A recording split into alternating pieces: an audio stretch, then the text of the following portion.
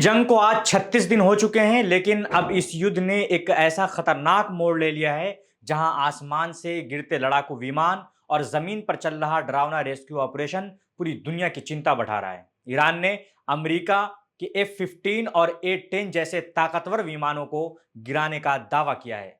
America अपने pilot को बचाने के लिए जान जोखिम में डालकर ऑपरेशन चला रहा है और इसी बीच ट्रंप का बयान कि यह जंग है और जंग में ऐसा होता है।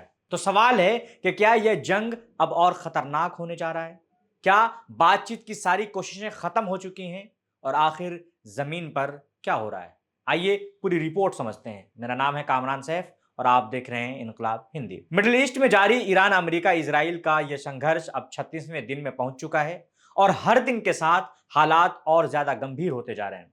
ताजा घटनाक्रम में ईरान ने दावा किया है कि उसने अमेरिका के दो बड़े लड़ाकू विमान और सबसे ताकतवर विमान F-15 और A-10 को मार गिराया है, जिसको लेकर अमेरिका हमेशा से अपने शक्ति प्रदर्शन करता रहा है। हालांकि अमेरिका की तरफ से इन दावों पर पूरी तरह आधिकारिक पुष्टि नहीं की गई है, लेकिन कई अंतर्राष्ट्रीय मीडिया रिपोर्ट्स में इन घटनाओं की पुष्टि जरूर हुई है। बताया जा रहा है कि यह विमान ईरान के दक्षिणी हिस्से में गिरा और इसमें क्रू मेंबर थे, दो क्रू मेंबर थे, एक पायलट और एक गनर। अमेरिका ने तुरंत रेस्क्यू ऑपरेशन शुरू किया, जिसमें एक क्रू मेंबर को सुरक्षित निकाल लिया गया है, लेकिन दूसरा पायलट अब भी लापता है। अब सवाल है कि उसे ढूंढने के लिए अमेरिका क्या कर रहा है। एक पूर्व अमेरिकी पैरा रेस्क्यू कमांडर के मुताबिक इस तरह के ऑपरेशन को कॉम्बैट सर्च एंड रेस्क्यू कहा जाता है। इसमें खास ट्रेनिंग वाले जवान ब्लैक हॉक हेलीकॉप्टरों से दुश्मन इलाके में उतरते हैं और अगर हेलीकॉप्टर नहीं पहुंच सकता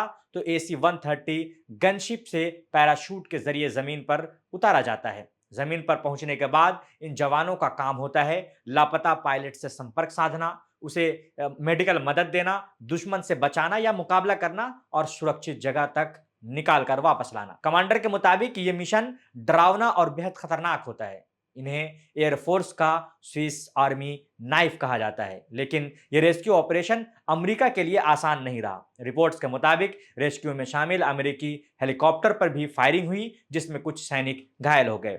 एक A-10 वॉरथॉग विमान पर भी हमला हुआ है, जिसके पायलट को खाड़ी के ऊपर इजेक्ट करना पड़ा, हालांकि उसे बाद में बचा लिया गया।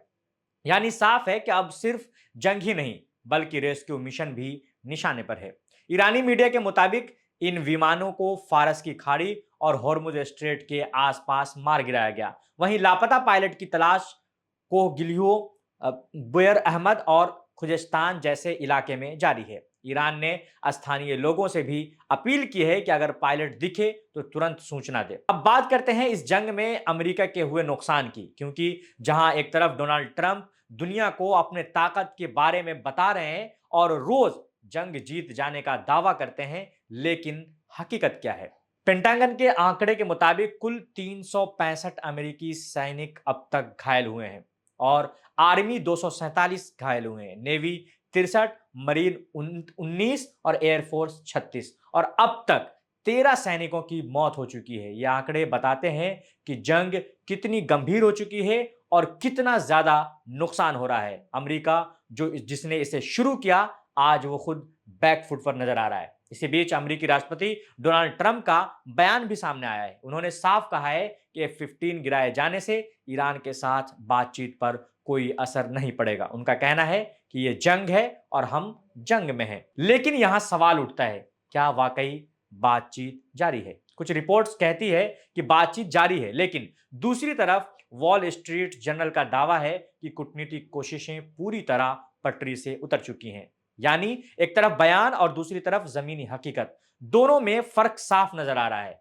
अब इजराइल की बात करें, चूंकि बेंजामिन नेतन्याहू भी बड़े बड़े इस जंग को लेकर दावा करते हैं। प्रधानमंत्री बेंजामिन नेतन्याहू ने दावा किया है कि इजरायली हमलों में ईरान की 70% स्टील उत्पादन क्षमता नष्ट हो गई है। इसका मतलब ईरान के हथियार बनाने की ताकत को बड़ा झटका लगा है। लेकिन इसके जवाब में ईरान ने इस पूरे बयान को खारिज किया है और ईरान और उसके सहयोगियों ने भी हमले को और तेज कर दिया है। अब यह जंग सिर्फ ईरान और इजराइल तक सीमित नहीं है। ईरान ने खाड़ी देशों में अमेरिकी ठिकानों को निशाना बनाया है। ऊर्जा और नागरिक ढांचों पर हमले किए हैं और सबसे बड़ी बात उन देशों को भी चेतावनी दी है जो अमेरिका को अपने यहां बेस दे रहे हैं।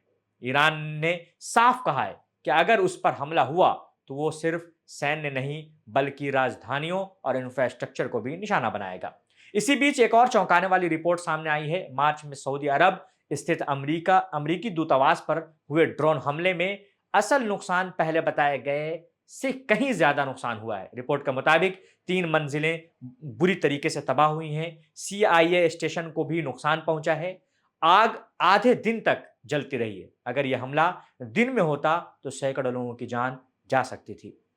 तो कुल मिलाकर स्थिति यह है कि आसमान में विमान गिर रहे हैं, जमीन पर रेस्क्यू ऑपरेशन चल रहा है, कूटनीति कमजोर पड़ रही है और जंग का दायरा लगातार बढ़ता जा रहा है। सबसे खतरनाक बात कि अब यह संघर्ष लोकल वॉर नहीं रहा बल्कि पूरे मिडिल ईस्ट को अपनी चपेट में ले रहा है। 36 दिन की इस जंग में हर दिन नए खतरे सामने आ रहे हैं। एक तरफ अमेरिका अपने सैनिकों को बचाने में जुटा है, दूसरी तरफ ईरान और उसके सहयोगी जवाबी हमले तेज कर रहे हैं और बीच में फंसा है पूरा मिडिल ईस्ट। अब सबसे बड़ा सवाल, क्या ये जंग यहीं थमेगी या दुनिया एक और बड़े युद्ध की तरफ बढ़ रही है? आप क्या सोचते हैं? हमें कमेंट करके जरूर बताएं। मैं हूं कामरान सैफ और आप देख रहे थे इनकलाब हिंदी।